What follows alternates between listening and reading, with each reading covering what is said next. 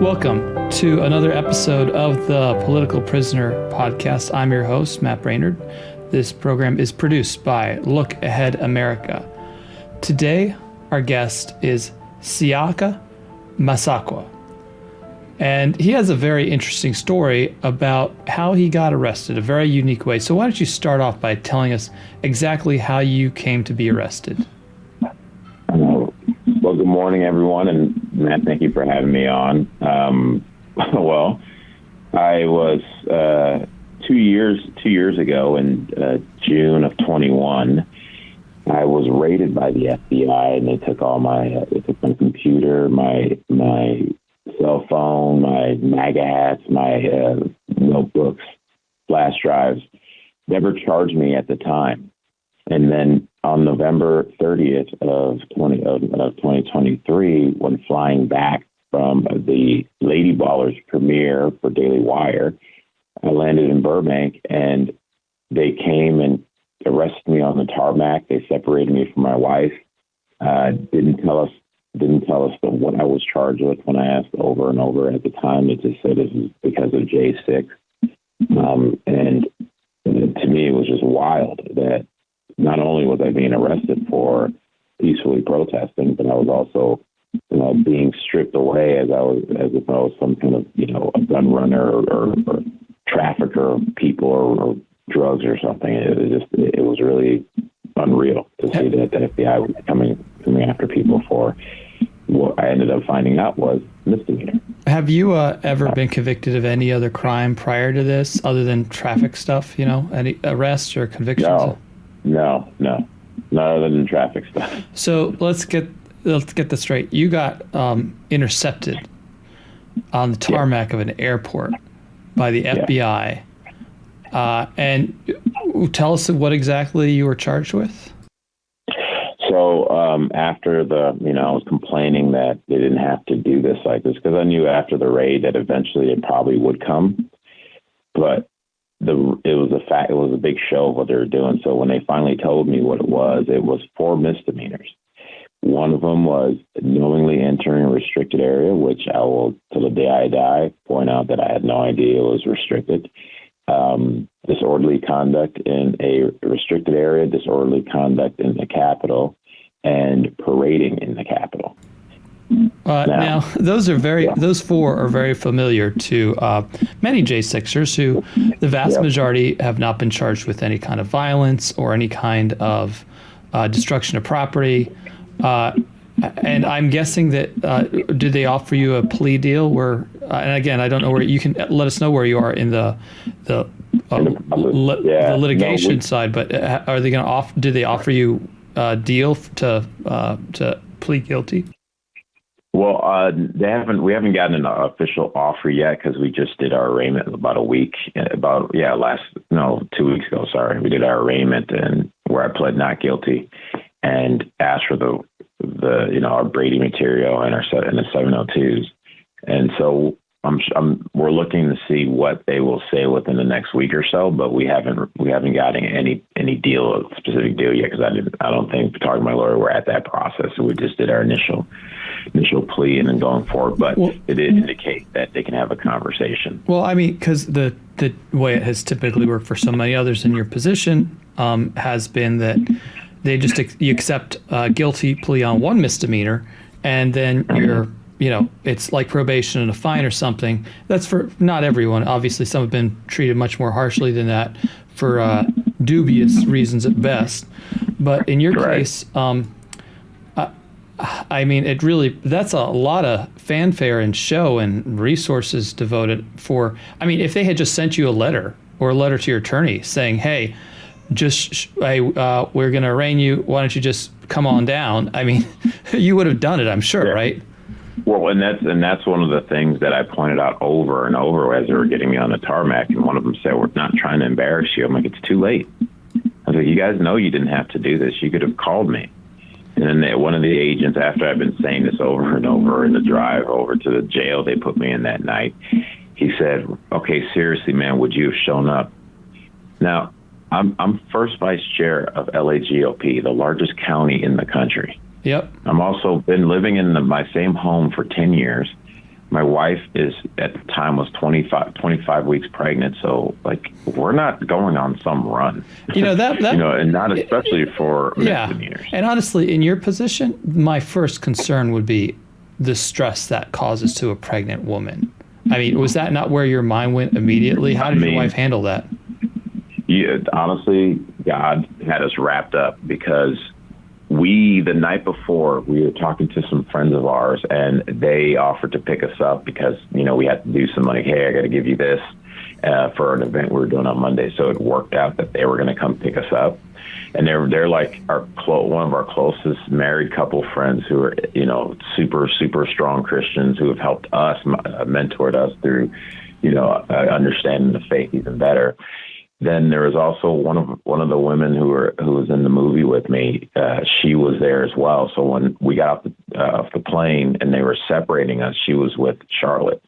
So she was able to be with Charlotte until Charlotte got into the car with these good friends. These good friends stayed with her that night. So she wasn't alone. That's where it really would have, brought a lot more stress. You know what it reminds me of, honestly, just a little bit, it's different scale things, but when the ATF went after the Branch Davidians, ended up killing a bunch of women and children, when David Koresh, the guy they were out, he goes out for a jog every morning, and they knew that. They could have just grabbed him, but instead...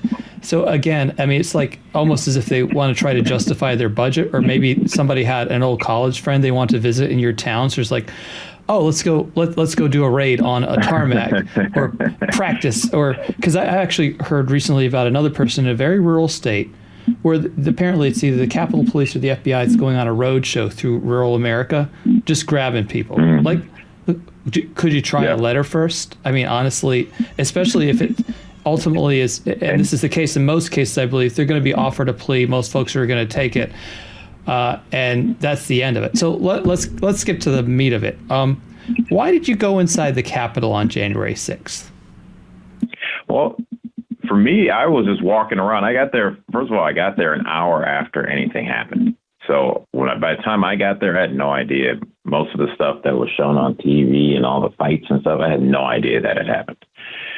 I'm walking around as I'm going through. If anything, it was curiosity, and I was trying to record what I was seeing. That's it. I got down to the Capitol after Trump's speech. I went back to the hotel. I turned on the TV and I was like wondering how media is going to spin this. I'm in the entertainment industry. I've been in Hollywood for about 20 years now, and I'll understand media spin. They could sit there and see a bunch of Christians praying and singing, and then next the Christians are condemning everyone else in the world. And you're like, wait, no, I was there. We're just praying and singing. And so I saw this MSNBC reporter talking about how it was a dark day and, somber mode and cops everywhere. I'm like, that's not it, because I've been to multiple rallies. This was my third time in D.C. I've been around it. So I had no idea of that footage. How does it make you feel? Well, yeah, but let me jump in here and say, how does it make you feel that clearly, like I imagine when they questioned you, did you request your attorney be present, or did you just take the fifth? Yes. No, I requested my attorney to be present multiple times, and the agent told me, well, this isn't an arrest. This is just a search warrant. It's not an arrest, because they didn't arrest or charge me 2 years ago in June of 21 when they raided my house. I asked him multiple times. He said, this is not what it is. It's not an arrest. It's not an arrest. Then I asked him for the warrant multiple times. And he was like, we'll give it to you later. We'll give it to you later. And when they finally gave me the warrant, it was just the front page of the warrant, not the full thing to tell me what they were there for. So there's been hold, and we actually filed a lawsuit within a month of them raiding my house against the FBI, which I believe is why they didn't come back and arrest me sooner, because it took about 2 years before it got to the Ninth Circuit. And then they dismissed the case with 3 judges saying, oh, I was supposed to take the complaint to the executive branch. No, that's not how that works. Are you appealing that? Or are you able to appeal it beyond the Ninth Circuit? Yes, we are. That sounds expensive, by the way. I have had my own litigation battles against the government, and they have unlimited resources, and they don't care about the truth. They care about my judgment is they care about their political agenda and moving up the ladder professionally and making the executive branch bosses happy with whatever it is they want done. Exactly. How are you paying for all this? Because, I mean, just that sounds extremely expensive to me. much less your own that case. one we have. Yeah, we haven't gone forward with doing that one yet. So what happens is, so right now we also filed a class action against, how there was a report with the Freedom of Information Act of the FBI illegally spying on Trump supporters. So we actually filed a class action lawsuit in September of 23, 2 months before they arrested me. Mm-hmm. So we have that going forward. Now, the fact that they arrested me, they didn't, before those other two cases, a judge would have to say, okay, we want to see it, and then we can request information. But they arrested me, so now we can request the information we're looking for in those two other cases. So hopefully we can get going on those other ones. But we got to see if they're going to give us the info first. With these misdemeanors, let's say the feds come back to you and say, hey, will you accept a plea of a misdemeanor and we'll let you go on your way? Or are you just going to dig in and fight it no matter what? Right now where it sits, I'm fighting it because this is just wrong. All of this is wrong.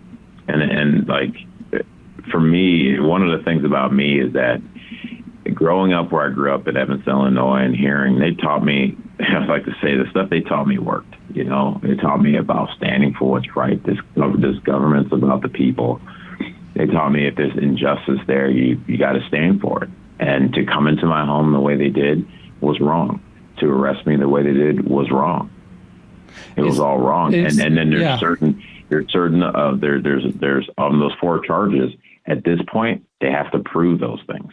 I'm not guilty first. I didn't knowingly walk in, and when told for 71 seconds in the doorway, and when told to leave by authorities, I left. So then show that I knowingly trespassed. Show that I was disorderly. Show that I was parading. Because in that 71 seconds of asking questions, then being told, and then responding coherently to authority being told to leave, that's what I did. And now you see the judges, an appeal court just passed that they can charge people who didn't do anything violent with disorderly conduct, who didn't break any windows or anything like that, who just stood there passively, can now be charged with disorderly conduct. So this isn't about the law. This isn't about justice. This is about burying people. This sounds like exactly the kind of case that a new president would look at for clemency or pardon. I mean, this is textbook over prosecution, political persecution. I mean, they have to know that, you could go into the Capitol building. I don't know if you can. I don't know what restrictions you have, but normally a citizen today can walk into the Capitol building and do exactly what you did and walk out with no restriction, no concern or anything like that, right? You can do that today. But and you operated under that same assumption. And the thing is, we've had really even disparate judicial determinations where one case the judge said, yeah, the police held the door open for you, and that's, you had, and just completely found him not guilty.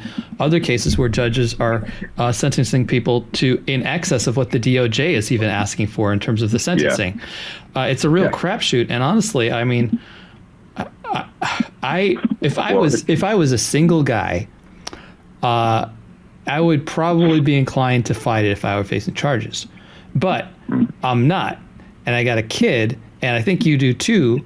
So that's got to weigh very heavily on, like, it really just stinks because it's you're in a rock and a hard place, right? Right, because and that's the point.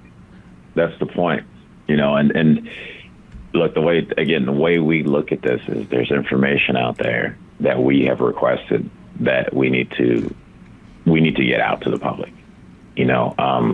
We're doing great right now with our Gifts and Go. There have been a bunch of people have been helping out in order to build up our defense fund in order to stand in the gap and fight this stuff. I've had conversations with my wife. We've prayed on this, and we know, I mean, we're new Christians within, or I'm a new Christian. She's been one for a while now, and we do believe in what the Lord tells us about being honest. What is your wife? So if the DOJ comes back and says, "Hey, will you plead guilty to something you clearly do not believe, or even we don't even believe you're guilty of, or are you going to go in front of the auto jury where it's basically, oh, you're a Trump guy, guilty on all charges. Yeah, that's what we. It's funny. That's what we heard. We're not looking for a juror. The judge that we have, Judge Cobb. So far, from every association that we've heard and read from my lawyer and I, that's the most reasonable judge. Oh, lucky you. We have. I mean, literally, it's in the hands of the Lord, and it's just been working out in that sense.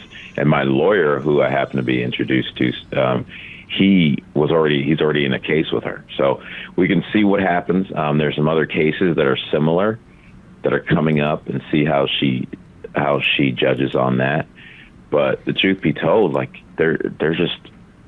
We want to get the information they say they have. Did you get access? It's not as simple as just a plea deal. It's what did you say you have in order to come and move the way you moved on me? Did you get the? And that's what we need to know. That. Did you get access to the video footage of you being in the Capitol so that you can use it for your case? Not from them. We didn't get their access. Whatever they have, we haven't gotten anything from them yet. What we have is my videotape that I was taking, and with.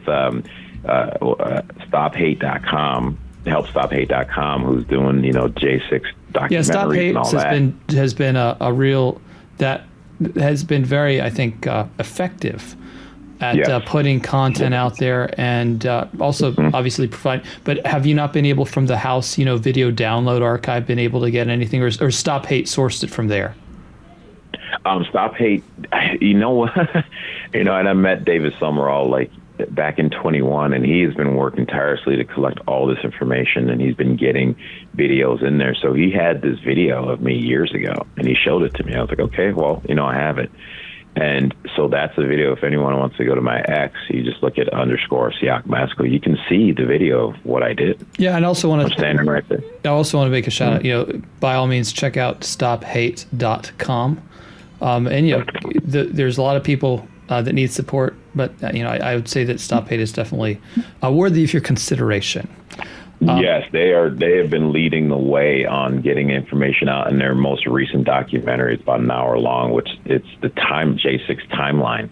Right. Will blow everything, So we got to keep spreading that news and getting it out there. This is not right for people. There are a lot of documentaries coming out, by the way, I've seen, and I think that in general, changing the public perception of that event has value, not necessarily because it will impact votes, but it will impact votes. But because a lot of you guys, you're going to go back into society. And I mean, are you going to be perceived as Al-Qaeda or as freedom riders who were abused and mistreated? Maybe you heard the story. I think last week, the city of New York sent out $25,000 checks to violent BLM riders because apparently, I don't know, the police were too mean to them or something. So now those people have an incentive, with some settlement from, an ACLU type organization, if not the ACLU, who oddly is not not involved with your guys' battle, even though this seems like they should be. No, they don't care. No, they don't. BLM stuff, they don't care about. They only care about certain black people. Trust me, I've seen it. That stuff. It's first of all, it's not real, and it's real in a sense that it's a money laundering scheme used to bring in socialist, Marxist, communist ideas, but they don't really care about anyone with this melanin level unless you are subscribed to chaos and destruction. And because I'm not, they're nowhere to be found. They didn't care about the black folks they were killing in Chicago during 2020 riots. You didn't hear anything about them. They only heard about one criminal who put a gun to a pregnant woman's stomach and was ODing on fentanyl, but that's the one we want to burn cities down for. You did, just for the audience's benefit, I honestly, all I know about you is your name and a little bit of a background. You are, in fact, an African-American. Is that correct? Yeah, I'm a black American. Well, I'm actually probably closer to African American than anyone else because I'm first generation African. So I can. Well, the terminology. I can actually say that. Where in the continent are your people from? They're Liberia, West Africa. Oh wow. Which was where the free slaves went, and Liberia is basically it's a country named for liberty. Yep. Or it is basically what it's founded under. And crazy story is that my grandfather, my mom told me this last year, My grandfather was the main pastor of the main church in Liberia. And back then, when people spoke out against the administration, the opposition party, they would jail them. And my mom told me they even killed the opposition leader. My grandfather apparently was speaking up against what the government was doing. They approached him to stop speaking from the pulpit. He said no. And then, a few months later, he dies in a car crash.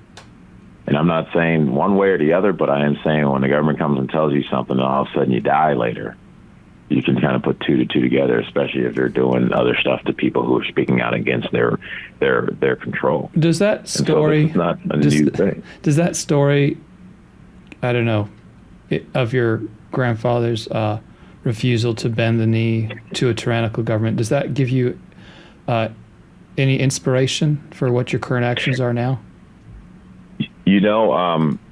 It validated a lot of the things that I was doing from basically 2022 now, because, my family didn't really talk much about our history, and it's only been the last 2 years I started to find out more about my history in that sense, and to find out, like, this is who my grandfather was.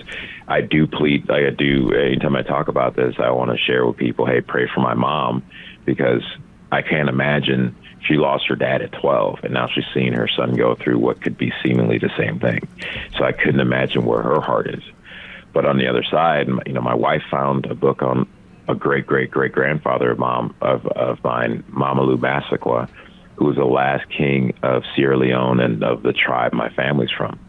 And he could have been the first president of Liberia, or the first indigenous president of Liberia. But because of legal shenanigans, they wrote in there that he wasn't eligible to even run, even though the people loved him. So this is happening not just on my mom's side of the family. This was happening on my dad's side of the family, too. So it's in the blood. That's remarkable. And, I would imagine or speculate that one of the contributing factors to your family leaving Liberia and coming to the United States was to escape that kind of tyranny, and yet here we are, and now you're left with nowhere else to run to, right? And none of us exactly. are. Well, Liberia just came out of a 20-year civil war because my family ultimately left in '83 because of a coup, and then the country had been struggling since then, and it just got through a 20-year civil war, and so we saw what happens when you let tyranny take over. And now we're sitting here in the same position, and to see her son going through this, I just ask for prayers for her because I can only imagine. But it is, like I said earlier, what they taught me in civics about this country worked. So to know that this is not how it's supposed to be, they're not supposed to come into your house guns drawn for 4 misdemeanors. They're not supposed to rip you away from your family for 4 misdemeanors. FBI is not even supposed to come after people for misdemeanors, from what I've heard from FBI agents of how they're trained. So this is nothing else. This is something else. This is selective prosecution, which is my defense. So that's where we're going to display. Around the world, a lot of well-known political leaders, names we would all recognize, at some point in their history, as a result of their political activity, they spent time in prison. And I wonder what great future political leader is going to emerge from the class of victims of the J6 political persecution. So my question is for you, is that after this is done and resolved, at some point it will be resolved one way or another, either a very bad way or a very favorable way for you. What are your plans, and what do you hope to carry forward from your experience with this injustice? Well, I can tell you 2 answers. So my plan, Siaka's ultimate plan that I would want to do is just be an actor and entertain.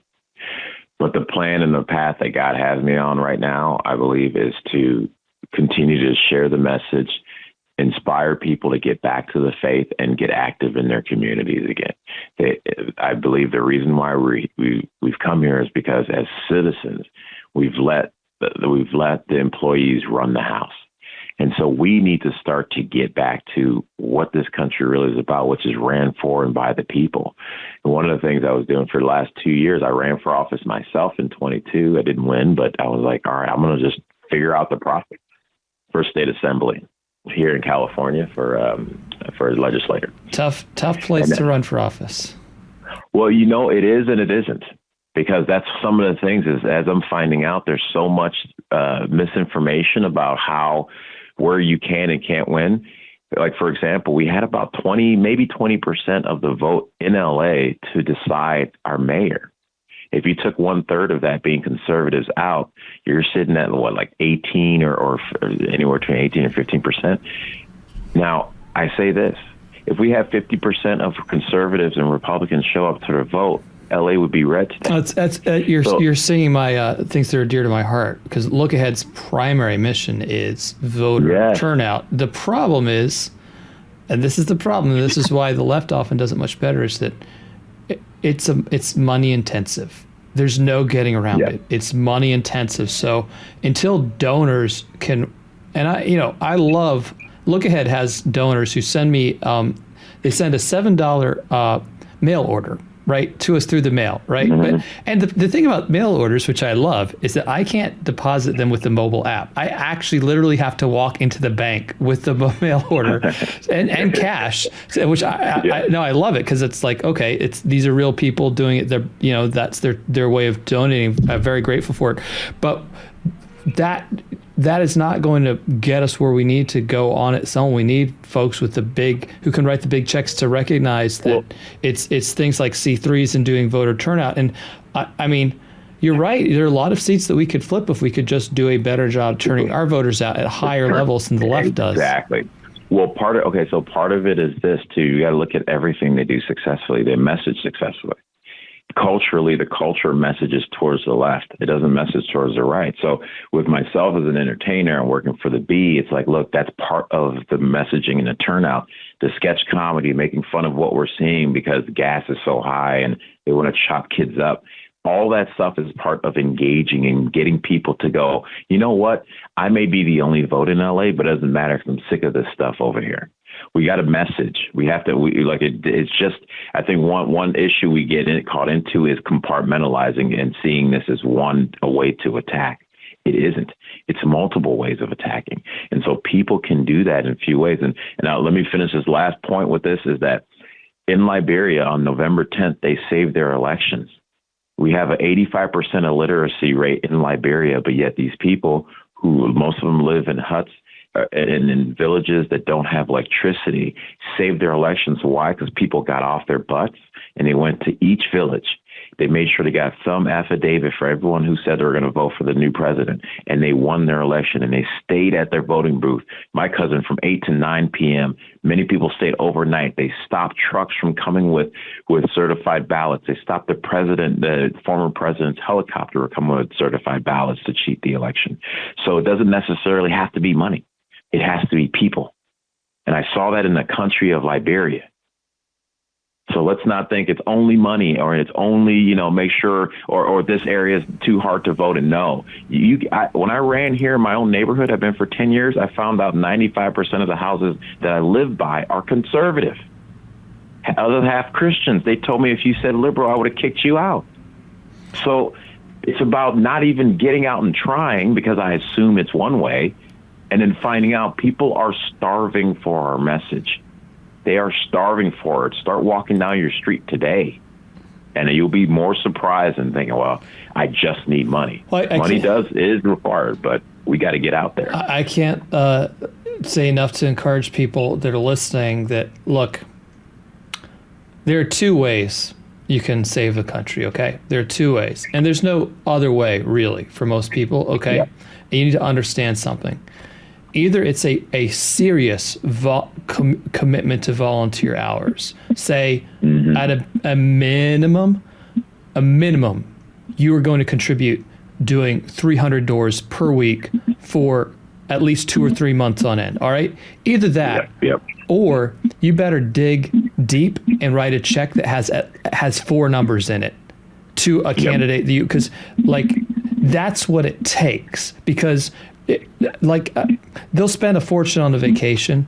They'll say, "Oh, it's my holiday, my birthday. Let me spend an extra $1,000 or something to upgrade from a coach seat to a first class seat, or to have some little luxury in life." But then when it comes time to helping people like your candidacy or like our organization, if they want to help, we're grateful for anything. But they'll say, "Oh, I'll give you $10 or $20." Or they'll feel generous. It's $100. No, you have got to commit it's almost like, honestly, it's like tithing, I think, to these causes. No, you're 100%. Because campaigning and voter turnout is expensive. It is brutally expensive. And the left has billionaires writing big checks. And look, if you're not writing those big checks, you better be burning the shoe leather, because anything in between those two extremes, it's not getting it done. Well, and here's the other side, something I noticed. And so when I ran against my opponent, Luce Rivas, they have a bunch of 501c3s. That's where a lot of the money comes through as well. And I went and spoke over in Oregon GOP, and I asked them, and there's something that really hit me. And these people are like, they are the committed ones of the party, right? I go, how many people own businesses? So probably over 75 to 80% of the room raised their hand. I go, how many people own 501c3s? Only one person.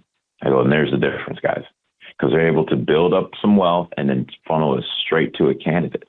That's how they work it through. Well, so we gotta you're right. We gotta move in a way where, and my opponent has then the surplus we had at 62 million. Gavin gave her 15 million, so she came down here and gave one to a public college and the other to the Boys and Girls Club, and she can send off flyers saying, "Look, I gave 15 million to the Valley of our tax dollars." So you see, we're up on not only a marketing thing, but against our own tax dollars. Oh, yeah. We're up against our own tax dollars. And they can use tax dollars to send the mail out, too. It just says, and it looks just like a political mailer, but it is paid for by, and members of Congress do that, too. And, the thing is that, and, C3s, we're not allowed to directly, to endorse or support candidates. But what we do, and this is what the ones on the left do, is we turn out a key constituency. So on the left will turn out like college students or certain ethnic minorities. Exactly. Look Ahead is turning out disaffected patriotic Americans. And look, there's so many, the benefits are that it's a tax deductible contribution. But the other thing that a lot of people don't realize is that contribution, we don't have to disclose it. So your name doesn't show up on anything, unlike, say, to a political campaign. That's why. And look, you don't even have to be a U.S. citizen. You could be a Ukrainian oil company, and you could put $10 million into turning out college students and urban blacks in Pennsylvania, and there's no problem with that. And there you go. And and one thing, if we watched recently, Steven Crowder went to a black barbershop. Vivek's been going to the urban areas. There's even rumors that Trump may hold a rally in the urban area, which would blow this whole thing up. It would be a wrap. And I always want to say this to my conservative friends that may not think about these neighborhoods and think about some of these kind of what seems to be leftist areas. These people don't have anyone to turn to. I've walked around in there and I'd say, hey, I'm running as, well, really over around here? Man, good luck. But I can't believe anyone's coming around. Talk to them for the pains that exist. Everyone's struggling at the grocery store. Everyone's struggling at the gas station. Everyone's afraid of the crime that's going around. Most people want safety, security, and an opportunity for their family. So if you talk like that and just go, hey, and you have a choice. People know what the numbers are. Do you want more or less of this? But the idea of going to them and having this conversation shows the first thing that they believe conservatives and Republicans don't, and that shows that you care. So don't be afraid of those areas. If anything, they're waiting for people like us to come in there and go, hey, yo, what's up, guys? You know what's going on? That's crazy. Do you guys still want this? Yeah, but I don't know. Isn't Trump racist? I'm like, oh, well, I don't know if he's racist, but I know this stuff sucks. I know around here sucks. Can you still handle them trying to turn your kid into something that he's not? Can you still handle this? Can you still handle that? And keep it local, because they can understand what's going on in their neighborhood. So when if they want to throw in Trump and Republicans or this, you go, yeah, you can say that, but this is how you're living now. This is what these guys are offering you now. Yep, that truer words. So listen, how can people support you and stay in touch with you? Well, you can support by going to GiveSendGo/Siaka. That's Siaka. That's GiveSendGo/Siaka. You can also find me on Instagram, X, YouTube at Siaka Massaquoi. That's Siaka Massaquoi. If you can remember that. And you can be seen in the comedy Lady Ballers. Yes, you can find me in the comedy Lady Ballers with Daily Wire. Also check out the sketches I did with Babylon Bee, Californians Move to Texas. It's a nice way for us to poke a little fun of at liberals going into kind of real environments and having to get back to reality. Isn't it's a lot of fun. sketch well done so much fun? Oh, it's the best. And that's why I believe the more we can do, we need a TV series that tells us that our values make sense. We need entertainment that tells us that our values are cool and fun, because that's what they did for 40 years on the other end. And I used to fall for it because I used to be liberal, and they showed me everything, and I thought that was a cool way to live. We need to tell our stories, not let them tell our stories. Listen, I guarantee we'll change the culture. You've been very generous with your time. I'm really glad we were able to have you on and have such an expansive conversation. The link to all of his Give and Go and other social media will be in the podcast description below. I want to thank our guests for joining us today. I want to encourage you to sign up to volunteer with Look Ahead America. Sign up for our free beginner community organizer training coming up on the 16th of January. And if you missed that, we'll be doing another one real soon. And you can also, as always, support us with a tax-deductible, non-disclosed donation, as we discussed, because we're a 501c3 at lookaheadamerica.org. Thanks, everybody, for tuning in. We'll see you next time. America first, America forever.